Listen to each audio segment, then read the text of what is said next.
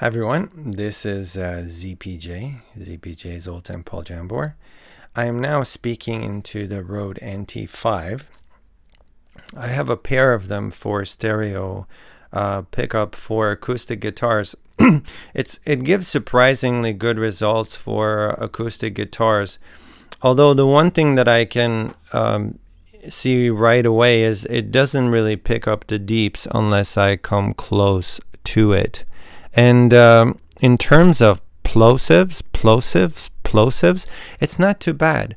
The Shure SM81 is way more sensitive to plosives.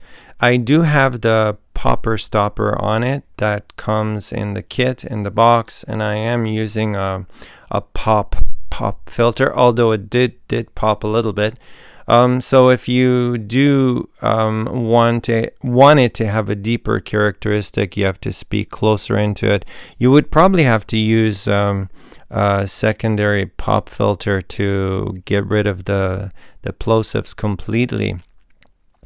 Now, as far as the chimes that my mouth tends to make, it picks that up wonderfully. The highs are quite pronounced, I think, and it's pronounced in a digital way. I think that doesn't really give it a smooth top end. It's smooth enough, but it still has a hint of that transistor-like quality at the top end. And again, the deeps, unless you're speaking close into it, it doesn't really pick up the deeps. It is a nice mic, definitely great for acoustic instruments. The question is, would I want to recommend this for a podcast or a broadcast setting? Well, again, what I always say is, if you already have this and you don't want to spend money on a new mic, why not? This mic will do the job. It picks up your voice. And right now I'm running it into a Universal Audio Apollo Twin, recorded into Logic Pro on my MacBook Air. So it does have a clean audio chain. I'm not coloring it. I'm not using any effects, any of that sort of thing.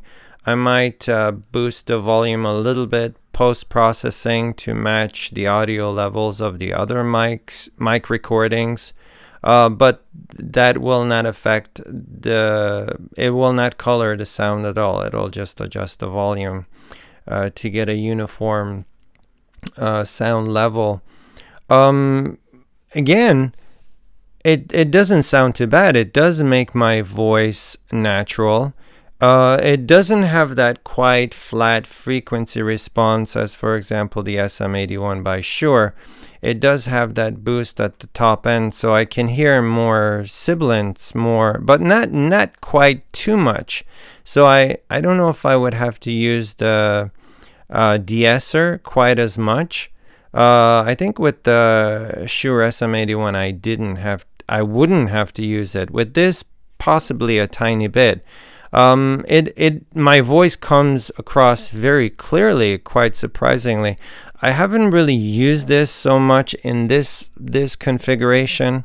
I have used it hooked up to my Zoom H6, recorded direct into the camera, but never like this hooked up to the Universal Audio Apollo Twin. So what do I think? Again, if you already have the mic, why not use it?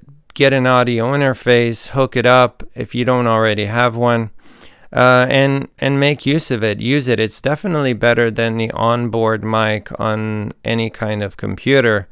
So it is a professional mic. Are there better? Well, that's for you to decide. I think the kind of mics that you like and the kind of mics that is preferable for your voice varies depending on your vocal cords and the shape of your mouth, because everyone gives off different frequencies of resonance, different characteristics of deeps, highs, mids. So the way any particular mic picks up your voice would be different based on your vocal characteristics.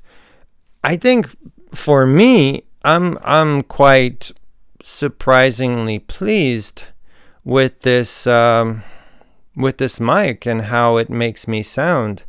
I'm actually, I don't really like to listen to my voice. It's really creepy, especially when you listen to it for the first time amplified. Ooh, it's really creepy. But today I'm quite pleased by how it makes me sound. It doesn't make me sound too screechy. It doesn't make me sound like I'm a bear. It just, my voice comes across more or less natural with a little bit peak on the high end. So let me know what you think. We are talking about this mic right now for this podcast setting. And again, please, if you want to know what this mic sounds in comparison to other mics, I uploaded quite a few videos using the same sound chain, and of course my voice, no coloration, and you can compare and you can see what each mic sounds like, at least on my voice. All right, thank you so much. Please leave a comment to let me know what you think. Give it a thumbs up if you like it, thumbs up if you don't, and please don't forget to hit that subscribe button. It would really go a long ways in helping me provide this kind of content for you in the future. Thank you so much. ZPJ over and out.